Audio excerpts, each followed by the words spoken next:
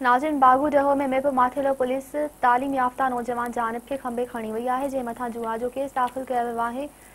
ॾिसूं था तहसीन चांड जी report. Sir मसलो इहो थियो आहे त मुंहिंजो सौट जानिब अली वल्द मोहिब अली कल हितां वञी रहियो 11 बजे उते डीज़ल वठणो हुयुसि ऐं खाद वठणी हुयसि। बकरी वेचे आचर जे ॾींहुं मोटियो हिते वापसि थी ड्रम्बी खणी करे मीरपुर वञी रहियो हुयो डीज़ल ऐं खाद वठण जे लाइ।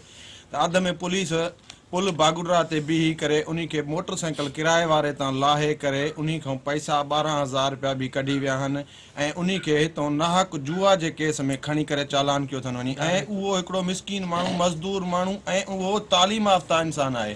हिकिड़ो ही उन जा कागज़ आहिनि जेको 3-4 जायुनि ते उन इंटरव्यू कयो आहे, पुलिस में, रेंजर्स में, फ़ौज में, सम्झे, ऐं नेवी में।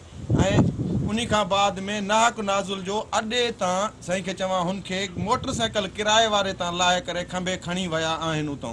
उहो पैसा बि कढी विया आहिनि ग़रीब खे ऐं ज़लील बि कयो अथनि। ऐं असांजी आला अफ़सरनि सां इंसाफ़ जी अपील आहे त इंक्वायरी कई वञे। SP साहिबु इंक्वायरी करे त इहो नाहक माण्हू छो शरीफ़ माण्हुनि ते जेको आहे उन्हनि ते केस दाख़िल कया विया आहिनि। SHO बेलो मीरपुर हटायो वञे। तंहिंखां सुठी ॻाल्हि इहा आहे त अॻिना अफ़रा तफ़री करे राति जो हिते ॾाढियूं चोरियूं थियनि थियूं, हर ॻाल्हि थींदियूं, उन ते त को बि कंट्रोल नथा करनि।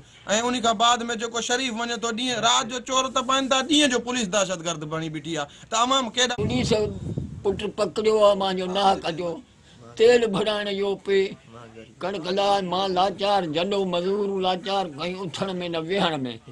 असां नाहक जा कमारू उहो कारारो उहो को मूंखे चीर कांजी न खई आहे। ज़ुल्म कयो आहे, मां लाचार जॾो माण्हू मां लाचार कई।